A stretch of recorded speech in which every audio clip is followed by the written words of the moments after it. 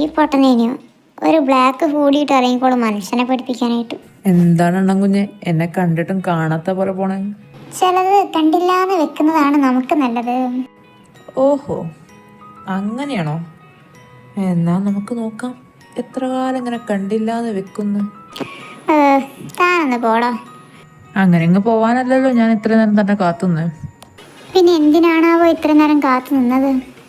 അതോ, എൻ്റെ പെണ്ണിനെ കണ്ടിട്ട് കുറച്ച് കാലമായല്ലോ, അപ്പൊ ഒന്ന് കണ്ടേച്ച് പോവാന്ന് വിചാരിച്ചു. തൻ്റെ പെണ്ണോ? അങ്ങനെ ഒരാളെ ഞാൻ എവിടെയും കാണില്ലല്ലോ. അത് നിന്റെ കണ്ണ ചൊറിയുണ്ട് കേട്ടോടി. എന്തെങ്കിലും പറയാണ്ടെങ്കിൽ മുഖത്ത് നോക്കി പറയണം, അല്ലാണ്ട് അവിടെ കുത്തുന്ന തെറിവിൽക്കാതെ.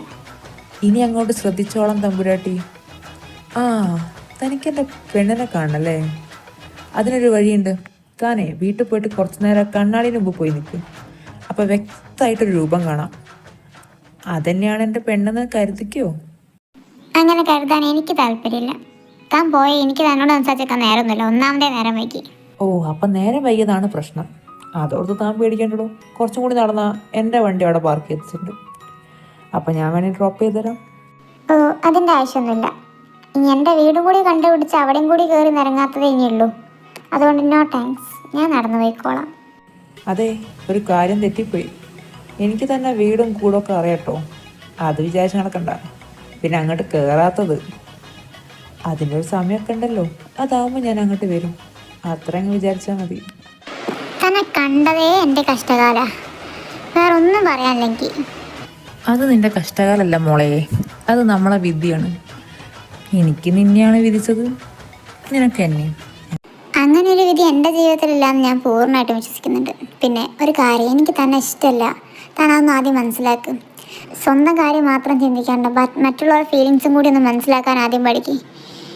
എനിക്ക് വേറൊരാളെ ഇഷ്ടമല്ല, ഞാൻ അയാളെ മാത്രമേ കല്യാണം കഴിക്കുള്ളൂ. അല്ലെങ്കിൽ വേണ്ട ഞാൻ വെക്കും. ഒരു കല്യാണം വേണ്ട, ഒരു ജീവിതം വേണ്ട. വേറൊരാളെ ജീവിതത്തിലേക്ക് പോകാൻ എനിക്ക് താല്പര്യമില്ല. ഞാൻ തൻ്റെ ജീവിതത്തിലേക്ക് ഒന്നും പറഞ്ഞു വന്നിട്ടില്ല, ഒരാശയം തന്നിട്ടുമില്ല. താനായിട്ടാണ് എല്ലാം തുടങ്ങി വെച്ചത്. അപ്പോൾ താനായിട്ട് എന്നൊക്കെ നിർത്തണം.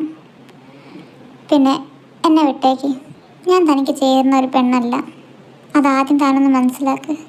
ഞാനും താനും ഇനി കാണില്ല എന്നൊന്നും ഞാൻ പറയുന്നില്ല. നമ്മൾ വീണ്ടും ഒരുപാട് വട്ടം കാണും. നല്ല ഫ്രണ്ട്സായിട്ട് തന്നെ നമുക്ക് ഇരിക്കുകയും ചെയ്യാം. അതിനപ്പുറത്തേക്കൊന്നും വേണ്ട. പിന്നെ ഇതൊക്കെ ഞാനിപ്പോൾ പറഞ്ഞത് വേറൊന്നും കൊണ്ടല്ല. തനിക്ക് എന്നോട് സിൻസിയറായിട്ട് എവിടെന്നെങ്കിലും ഒരു ലവ് തോന്നിയിട്ടുണ്ടെങ്കിൽ അതിപ്പോൾ തന്നെ ഒഴിവാക്കാൻ വേണ്ടിയാണ്. ഞാൻ കാരണം വേറെ ഒരാൾ വേദനിക്കുന്നത് കാണാൻ എനിക്കിഷ്ടമല്ല. ഇത്രയും നേരം എന്നെ കേട്ടിരുന്നതിന് ഒരുപാട് നന്ദി. എന്നാൽ ശരി, ഇനി ലേറ്റായാൽ അമ്മ പേടിക്കും.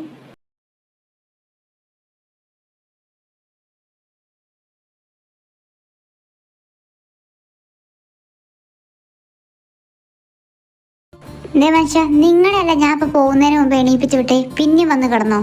അതെങ്ങനെ തന്തയ്ക്കും മോനും ഒരേ സ്വഭാവമാണ്. ഇന്നലെ രാത്രി കയറി കുത്തിരിക്കുന്ന ആ റൂമിലെടുത്തെ, ഇതുവരെ പുറത്തിറങ്ങിയില്ല. എടി, ഞാനൊരു 5 മിനിറ്റും പാടെ കടന്നോട്ടടി. എന്തെങ്കിലും ദ്രോഹം ചെയ്യാൻ വരുന്നുണ്ടോ എന്നെ ഞാൻ? അതിൻ്റെ ഇടയിൽ കൂടെ എൻ്റെ ചെക്കനെയും കൂടി അതിലെന്തിനാ വിളിച്ചു കിട്ടണേ? ഓനെ ഉറങ്ങണമെങ്കിൽ ഓനെ ഉറങ്ങട്ടെ. ഈ ഒരാളി ഉറങ്ങാൻ സമ്മതിക്കാണ്ട് ഇങ്ങനെ വന്ന് വെറുപ്പിക്കുന്ന. അയ്യോ, ഉറക്കത്തിൻ്റെ കാര്യത്തിൽ പിന്നെ തന്നിയും മോനും ഒരേ കെട്ടാണല്ലോ. ആ വാതിലാണ് എത്ര വട്ടം കൊട്ടിയെന്നറിയോ? എന്നിട്ട് ഇങ്ങനെ ചെക്കൻ തുറന്നില്ല. ഇനി അതിൻ്റെ ഉള്ളിൽ എന്ത് കാണിച്ചു കൂട്ടുകയാണെന്ന് ദൈവത്തമ്പുരാനെ മാത്രമേ അറിയുള്ളൂ. എൻ്റെ കർത്താവേ, എനിക്ക് മാത്രം ഉണ്ടാവും ഇങ്ങനൊരു ജീവിതം? മര്യാദയ്ക്ക് എണീച്ച് വയ്ക്കും. പണിക്കൊന്നും പോണ്ടാച്ചിട്ട് ഇവിടെ ഞാൻ കിടക്കാൻ ഞാൻ സമ്മതിക്കൂല. ആ തോട്ടത്തിലൊക്കെ ഒന്ന് ഇറങ്ങി ആ പുല്ലൊക്കെ പറിച്ച് എന്തേലും പറ്റി പോവാ നിങ്ങൾക്ക്? ഓ, ഇനി തോട്ടത്തിൽ ഇറങ്ങാത്തല്ല പ്രശ്നമാണ്. അത് പോയടി ആടുന്ന്. അല്ല, അപ്പം അവൻ ഓഫീസിൽ പോയില്ലേ? അതല്ലേ ഞാൻ നിങ്ങളോട് മലയാളത്തിൽ പറഞ്ഞേ. ആ ചെക്കൻ വാൽ തുറക്കണ്ടേ? ഇനി ആ റൂമിൽ തന്നെ ഉണ്ടാവോ? ആ ജനലിൽ ചാടി പുറത്തിടാൻ പോയണാവോ? ഒന്ന് പോയി നോക്കും മനുഷ്യ. ഓ, ആ ചെക്കൻ്റെ ഒരു കാര്യം, ഓരോ ദിവസം എന്നെ ചീത്തേപ്പിക്കാനായിട്ട് ഓനോരോന്ന് കാട്ടിക്കൂട്ടുന്നത്. എന്താണ് പപ്പ അവിടെ അങ്ങനെ ഇരിക്കുന്നേ? ഞാൻ പിന്നെ ഇരിക്കുകയല്ലാണ്ട് തല കുത്തി മറയണോ? എന്താണ് ഫിലിപ്പേ, ഇന്ന് കുറച്ച് കലിപ്പിലാണല്ലോ? ഓ, ഞാൻ കലിപ്പായതൊന്നുമല്ല. കലിപ്പൊക്കെ നിന്റെ ഇച്ഛായനാ. ഇച്ചായനോ?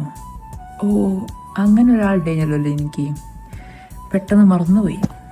എടാ ജെയ്സ, വല്ലാണ്ട് കളിക്കല്ലേ. ഒന്നുമില്ലല്ലോ, അവൻ നിന്നേക്കാളും 3 വയസ്സിൽ മൂപ്പില്ലേ.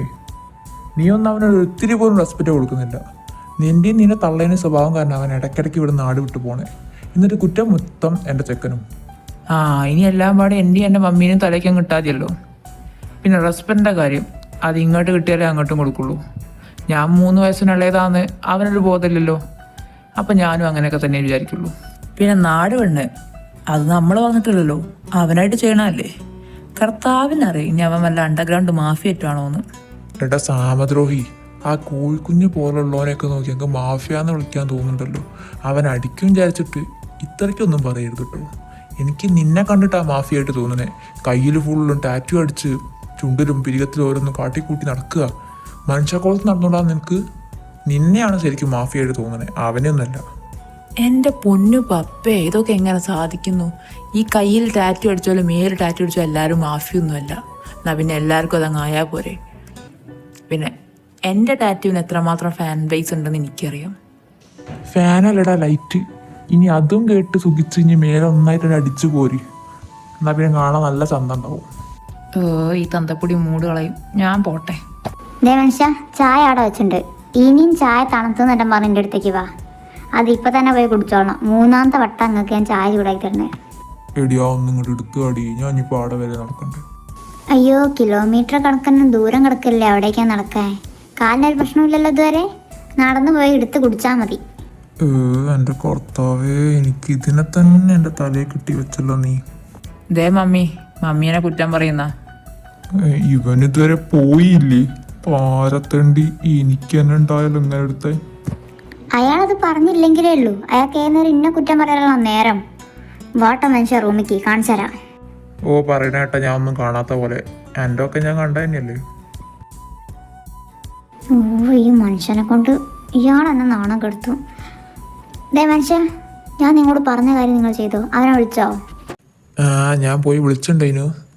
അവൻ വാൽ തുറന്ന് എങ്ങോട്ടോ പോവുകയും ചെയ്തു. എങ്ങോട്ടാന്ന് ചോദിക്കാനൊന്നും പറ്റിയില്ല. പക്ഷെ അവൻ നല്ല ദേഷ്യത്തിലാന്ന് തോന്നുന്നു. അല്ലെങ്കിൽ എന്തെങ്കിലുമൊക്കെ പറയില്ലേ. അതിന് ഇന്നലെ ഇവിടെ ഒന്നും ഉണ്ടായില്ലല്ലോ. എടാ ജേസ, സത്യം പറഞ്ഞോളാം, നീ അവനും പാടെ ഇന്നലെ രാത്രി അച്ഛൻ ഉണ്ടാക്കിയോ നീ? ഇവിടെ അങ്ങ് നിന്നപ്പോഴേ എനിക്ക് തോന്നി അതും എൻ്റെ മെക്കെട്ടാവും ഇനിയിപ്പോൾ വരികയെന്ന്. ഞാനൊന്നിനും പോയില്ലേ. അവൻ്റെ അടുത്തേക്ക് തന്നെ ഞാൻ പോവില്ല. അപ്പോഴാ പിന്നെ കച്ചറുണ്ടായി കുത്തിരിക്കല്ലേ ഞങ്ങളെ പരിപാടി. ഓ, നീ പറയണത് കേട്ടാ തോന്നുന്നു ഇവിടെ എന്നും ഇങ്ങനെ സമാധാനത്തോടെ പോകുന്ന ഒരു കുടുംബമാണ്. രണ്ടും കൂടെ കണ്ടാ ഓടുന്നല്ലോ അടി. അത് മതിയല്ലോ, ധാരാളല്ലേ. അതുകൊണ്ട് ചോദിച്ചതാ. നീ പോയിക്കോ, മോളുടെ ആടെയും കയറി പോയിക്കോ. ഒന്നും ഉണ്ടായില്ലെങ്കിൽ പിന്നെ അവനെന്തിനാ ദേഷ്യപ്പെടണേ? ഇനി അവന്മാരായിട്ടൊക്കെ പിണങ്ങിയവൻ അതിന് സാധ്യത ഉണ്ട്. ഇനി എൻ്റെ കർത്താവേ, ഈ നാട്ടിൽ വന്ന് എന്തെങ്കിലും കുഴപ്പമുണ്ടാക്കി ആ ചെക്കൻ, അവനെ കൊണ്ട് മനുഷ്യൻ സ്വസ്ഥത എന്ന് പറഞ്ഞ സാധനം കിട്ടൂല. വരട്ടാവൻ അങ്ങോട്ട് കൊടുക്കണ്ട ഞാൻ. ഓ, നീ അവനെങ്ങനെ കുറ്റം പറയാണ്ടേ. അവൻ വരട്ടെ, എന്നാലേ കാര്യം അറിയുള്ളൂ. നമുക്ക് ചോദിക്കാം. നീ അപ്പയ്ക്ക് തുള്ളല്ലേ. നിങ്ങൾ ഒറ്റ ഒരുത്തിന് അവനെ തലയിൽ വെച്ച് നടക്കുന്നേ. ഇനി അവൻ ഈ നാട്ടിൽ വല്ല തല്ലിപ്പൊളി കേസിലേറ്റം പെട്ടാ അവന് മാത്രമാവില്ല എൻ്റെ നിന്ന് കിട്ടുക, നിങ്ങൾക്കും കിട്ടും. അത് ഓർത്താ നല്ലത്. അപ്പോൾ അതിൻ്റെ കാര്യത്തിൽ തീരുമാനമായി. ജെൻസനെ വിളിച്ചു നോക്കട്ടെ. ഇനി അവൻ ഓഫീസിലെത്തിയെന്ന് പറഞ്ഞാൽ സമാധാനമായല്ലോ. എന്നാ ഇനി അവിടെ നിൽക്കണ്ട, താനിങ്ങ് പോരും.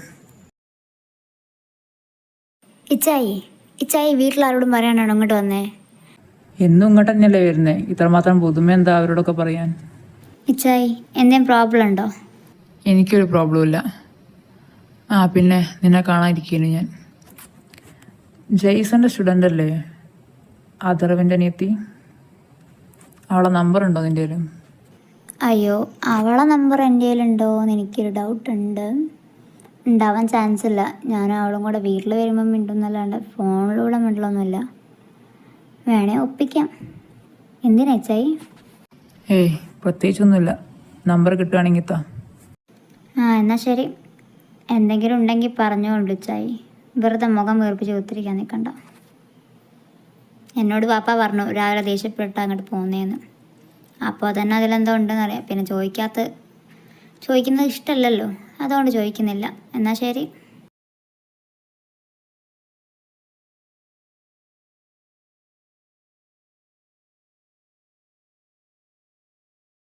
ഇച്ചായി ഇറങ്ങുകയാണോ? എന്നാൽ ഞാനും ഉണ്ട്. നിൻ്റെ പണിയൊക്കെ കഴിഞ്ഞു. ഇനിയിപ്പോൾ അവിടെ നിന്നിട്ട് എന്താ കാര്യം? ഞാനും വരാം. ഞാൻ വീട്ടിലേക്കല്ല, ഞാൻ അങ്കിളിനെ ആൻറ്റീനെ അതിഥീനെയൊക്കെ ഒന്ന് കണ്ടിട്ട് വരാം. നീ വീട്ടിലേക്ക് പോയിക്കോ. ഈ നേരത്തെ അവിടേക്ക് പോവുകയാണോ? എന്നാൽ ഞാനും വരട്ടെ. ഞാനും കുറേ ആയി അങ്കിളിനെ ആൻറ്റീനെയൊക്കെ ഒന്ന് കണ്ടിട്ട്. ഞാനും വരട്ടെ പ്ലീസ്. വണ്ടി ഡ്രൈവർ കൊണ്ടുവന്നോളുണ്ട്. എന്നാ പപ്പൂര്? എടാ ചെറുക്ക, ഞാനിപ്പോൾ അവിടെ അടിച്ചാടി പോയിട്ടേ ഉള്ളൂ. എന്തേലും തിന്നുന്ന അവിടുത്തെ തോയിച്ചാ കിട്ടും കിട്ടിയെന്ന്. ഓ എൻ്റെ അമ്മേ, ഞാൻ ചെറിയ കുട്ടിയൊന്നുമല്ല, എനിക്ക് അറിഞ്ഞൂടെ തോയ്ക്കാണ്ട് തിന്നാൻ. ആയിക്കോട്ടെ, ഞാൻ ഒന്നും പറയുന്നില്ല. അവിടുന്ന് എന്തെങ്കിലും ഒരു ചെറിയ പീസ് മിച്ചറിൻ്റെ കിട്ടിയാൽ കിട്ടും അങ്കിൻ്റെ, അത്രയാണ് എനിക്ക് പറയാനുള്ളൂ. അത് മൊത്തം നിന്ന് നിർക്കാൻ നിൽക്കണ്ട, പറഞ്ഞേക്കാം. അവൾ വന്നിട്ട് പിന്നെ അടുത്തടി ഇവിടെ നിന്ന് തുടങ്ങും. ആ, ഇനിയും ഞാൻ ഓക്ക് കൊടുക്കാം. രാവിലെ മുതൽ വൈകുന്നേരം വരെ അവൾ തിന്നോണ്ടല്ലേ നടക്കണേ. ഞാനൊന്ന് വൈകുന്നേരം വരുമ്പോഴേക്ക് പിന്നെയും അവൾക്ക് തന്നെ കൊടുക്കാനോ? നടക്കൂലമ്മേ.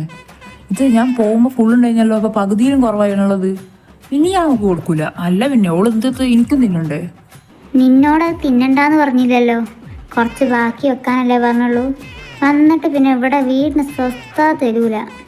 അതുകൊണ്ട് പറയാം, എൻ്റെ മോന് വിവരമുള്ളല്ലേ, അവൾക്ക് ഇല്ലല്ലോ, അത് മനസ്സിലാക്ക നീ.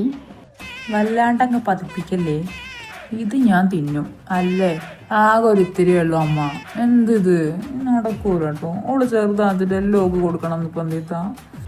ഈ ചെക്കന്നാല് വയസ്സെത്രയെന്നാ എൻ്റെ വിചാരം? ഒരു മിക്സറിന് വേണ്ടി അടി ഉണ്ടാക്കുക. എന്നിട്ട് ഞാൻ അവിടെ ഇറങ്ങി വന്നിട്ട് കച്ചാറുണ്ടാക്കി രണ്ടും പാടട്ടോ. ചട്ടകം വായിപ്പിച്ച് ചാന്തിക്ക് രണ്ടെണ്ണം തിരിഞ്ഞ്. ഇതൊക്കെ എന്നോട് മാത്രം വേണം, എന്തിനാ അവളോടും കൂടി പറഞ്ഞൂടെ? ഇനി മിണ്ടല്ലേ, ഞാൻ ഒന്ന് കാണട്ടെ. കാണടാ, ആ ടി വി ഉള്ളോടാണ് കയറ്. അപ്പം പിന്നെ കുറച്ചും കൂടി നല്ല വ്യക്തമായിട്ട് കാണുമല്ലോ. ഓ, ഈ തള്ള സ്വൈര്യം തരില്ലല്ലോ ഭഗവാനേ.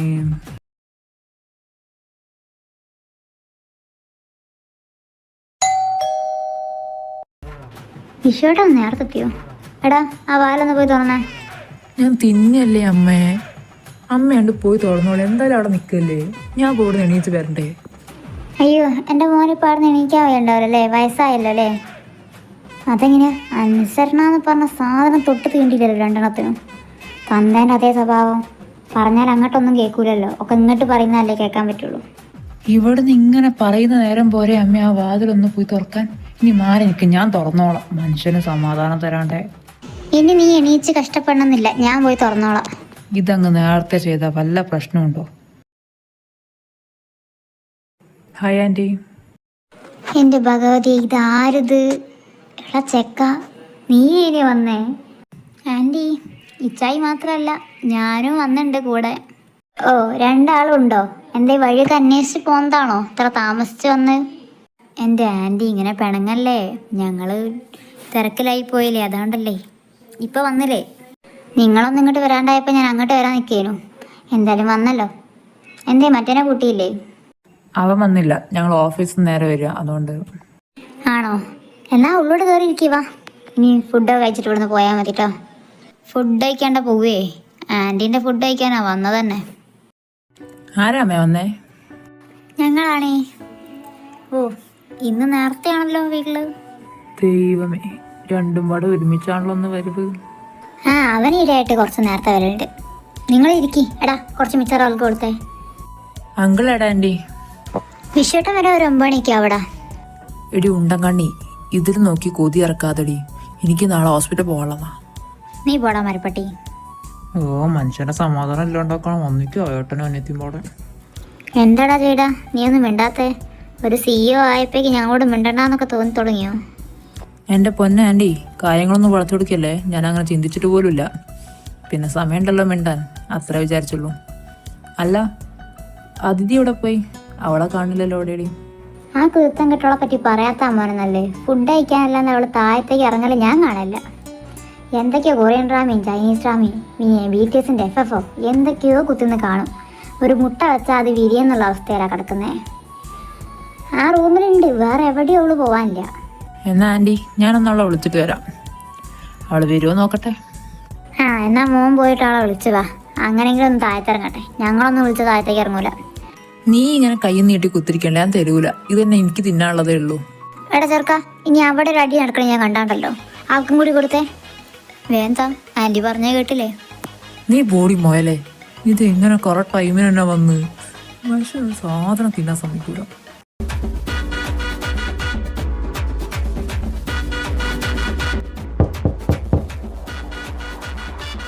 ഇവളിതിനുള്ളിലില്ലേ? എനിക്ക് വയ്യ. അങ്ങനെ അവര് കിസ് അടിച്ചിട്ടോ.